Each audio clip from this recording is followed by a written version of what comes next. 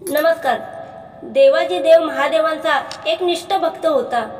हा भक्तानं आपले स्वतःचे डोळे काढून शिवलिंगाला लावले होते बघा। एवढी एक निष्ठ भक्ती होती।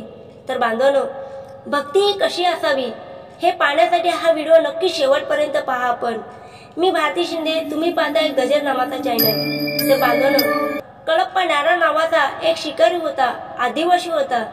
तो जंगलातच राहायचा, जंगलात शिकार करायचा आणि आपले पोट भरायचा, हा त्याचा रोजचा नियम होता। एक दिवस जंगलामध्ये लांबपर्यंत शिकार करायला गेला बघा। त्याला शिकार मिळाली। तो शिकार घेऊन जात असताना त्याला जंगलामध्ये एक सुंदर असं छोटंसं शिवलिंगाचं मंदिर दिसलं आणि ते मंदिर बघून तो मंदिरापाशी आला आणि मंदिरामध्ये आतमध्ये गेला। त्याचं मन प्रसन्न झालं शिवलिंगाचं मंदिर बघून। त्याच्या मनामध्ये एक विचार आला की मंदिरात गेल्यानंतर देवाला काहीतरी अर्पण करावं, हे लागतोच असं त्याच्या मनामध्ये आला बघा विचार। परंतु हा शिकारी होता आणि जंगलात काय दुसरं होतं द्यायला, अर्पण काय करायला? रोजचा त्याला नियम होता की शिकार करायचा आणि तेच खायचं, दुसरं काही नव्हतं बघा। अंगाला कपडे सुद्धा नव्हते बघा, झाडाची पाने बांधली होती आणि हा शिकारी जंगलातच राहणारा। एक देवाचा भाव त्याच्या मनामध्ये आला, तयार झाला। एक निष्ठ भक्ती होती की देवाला मला काहीतरी अर्पण करायचं आहे।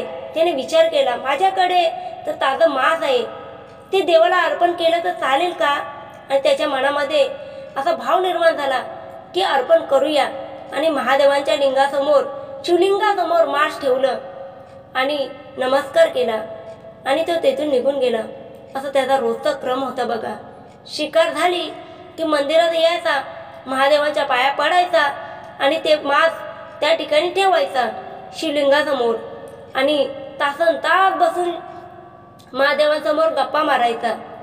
आपल्या मनातल्या सगळ्या गोष्टी महादेवांना सांगायचा आणि तो तिथून निघून जायचा। असा त्याचा रोजचा नियम होता। त्या ठिकाणी महादेवांची पूजा करण्यासाठी एक ब्राह्मण देवता होते बघा। कारण हे मंदिर गावापासून दूर होते, त्यामुळे ब्राह्मण देवता 15 दिवसातून एकदाच यायचं।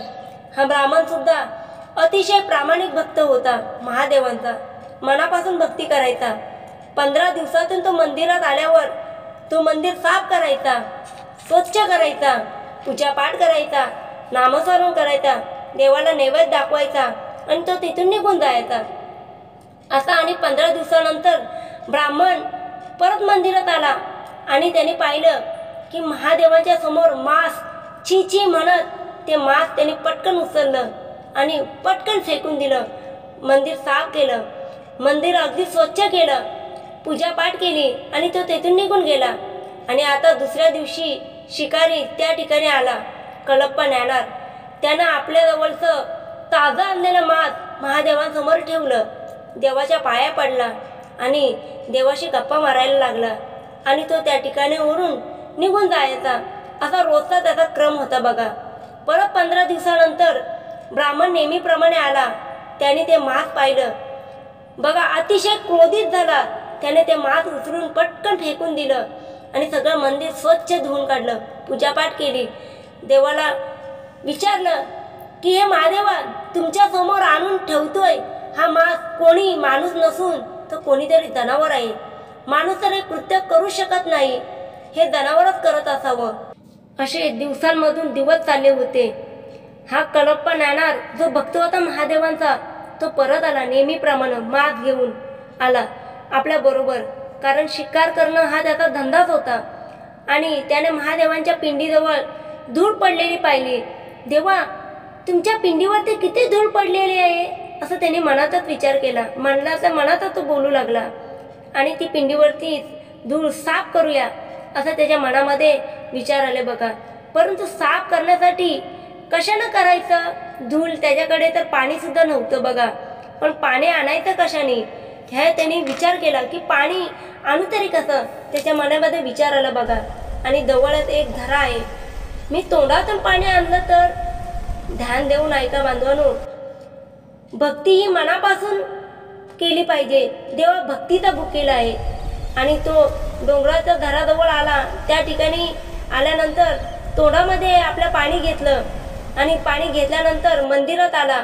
मंदिरातून तोंडातून पाणी पिचकारी त्या महादेवांच्या पिंडीवरती मारली बघा। असं जवळजवळ त्याने 3 ते 4 वेळा केलं। झाडाकडे जायचा, तोंडातून पाणी आणायचा आणि महादेवांच्या पिंडीवरती पिचकारी मारायचा आणि अशा प्रकारे पूर्ण शिवलिंग त्यांनी साफ केलं, मंदिरसुद्धा साफ केलं। आणि साफ केल्यानंतर आपल्या जवळचा आणलेला ताजं मांस त्यांनी महादेवांच्या समोर ठेवलं आणि समोर ठेवल्यानंतर त्यांनी नमस्कार केला, आपल्या मनातल्या सगळ्या गोष्टी महादेवांना सांगितल्या। असं दिवसांदिवस चालले होते। त्यानंतर तो म्हातारा ब्राह्मण तेथे आला आणि त्याने हे सगळं दृश्य पाहिलं की शिवलिंगासमोर थुंकी उडालेली पाहिली, शिवलिंगासमोर मांस पडलेलं पाहिलं।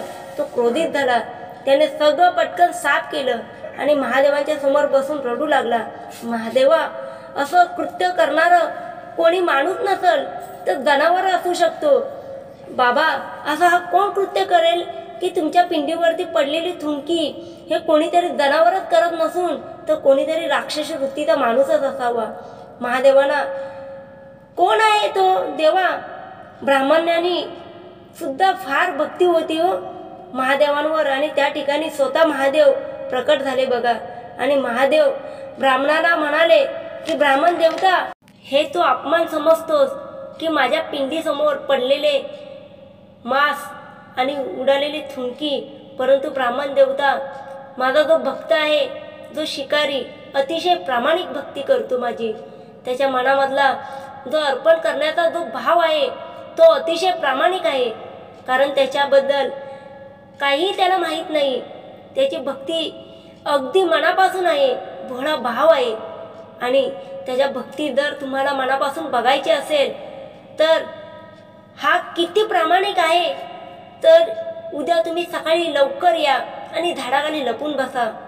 तो फक्त माझी किती कशी भक्ती करतो ते पहा। महादेव नंतर अंतर्धाम पावले आणि तो बघा ब्राह्मण देवता त्या ठिकाणाहून निघून गेले।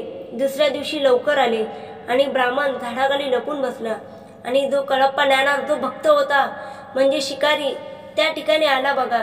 रोजच्या प्रमाणे त्याने ताजं मांस आणलं शिकार करून की महादेवांना अर्पण करायचं आहे।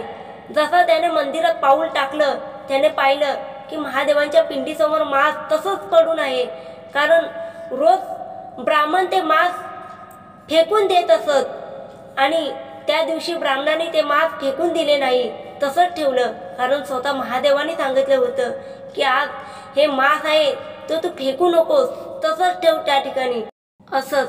आणि बघ कशी भक्ती आहे माझ्या भक्ताची। आणि रोज सारखा शिकारी मंदिरात आल्यावर पाहिलं की आज मांस तसंच आहे महादेवांसमोर, माझा देवाला चाललं नाही वाटलं, असं त्याला मनातल्या मनात वाटलं।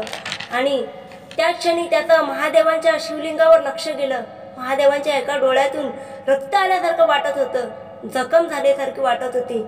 महादेवाला विचारू लागला की देवा, तुमच्या डोळ्याला जखम झाले का हो?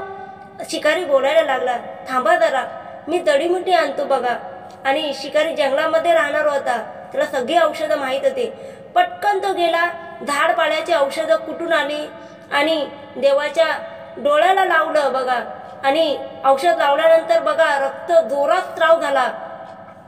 तो विचार करू लागला की देवा, मी औषध लावल्यावर नंतर आणखी जोरात रक्तस्राव जोरात होऊ लागला। देवा थांबा, मी माझा डोळाच काढतो आणि तुम्हाला बसवतो। आणि मग त्या शिकाऱ्याने पटकन आपल्याकडला चाकू काढला आणि चाकू काढून आपला उजवा डोळा काढला, महादेवांच्या पिंडीला लावला बघा। आणि ब्राह्मण हे सगळं दृश्य पाहत होता आणि तो डोळा पिंडीवर लावल्यानंतर रक्त बंद झालं। परंतु रक्त बंद झाल्यानंतर देवांच्या दुसऱ्या डोळ्यातून रक्त येऊ लागलं बघा। शिकारी म्हणू लागला, देवा, आता तर तुमच्या दुसऱ्याही डोळ्यातून रक्त येऊ लागलंय, दुसराही डोळा मी काढून लावतो। परंतु हे महादेवा, मी दुसरा डोळा काढला तर मला दिसणे नसं बंद होईल, मी तुम्हाला डोळा कसं काय लावू शकणार? परंतु त्या जागेवरती डोळा लावणार कसं? तर बांधून ध्यान देऊन ऐका। त्या भक्तानं आपला डोळा काढायच्या अगोदर आपला पायाचा अंगठा त्या पिंडीवरती लावला, ज्या ठिकाणी महादेवांचा डावा डोळा होता। की डावा डोळा होता तो लावण्याच्या आधी जी खून कळावी म्हणून त्याने पायाचा अंगठा म्हणून त्या पिंडीवरती लावला बघा। त्या डोळ्याच्या ठिकाणी आणि पटकन असा चाकू काढणार, डावा डोळा काढायचा. त्याच क्षणी त्याच वेळेला देवादिदेव महादेव प्रकट झाले. त्या ठिकाणी बघा महादेवांच्या पायाशी नतमस्तक झाले आणि जो तो ब्राह्मण बाहेर होता तो पळत पळत आले. बघा ब्राह्मण महादेवांच्या माफी मागू लागला. देवा, खरंच की एक निष्ठ भक्त आहे तुमचा कळप्पा ज्ञानार. बांधवानो, देवाने स्वतः त्याचा डोळा जो होता तो परत त्याला केला. बघा त्याने भक्तांचा महादेवांनी, ही सत्यकथा आहे बांधवानो, ही कोणती दंतकथा नाही तर ही सत्यकथा आहे.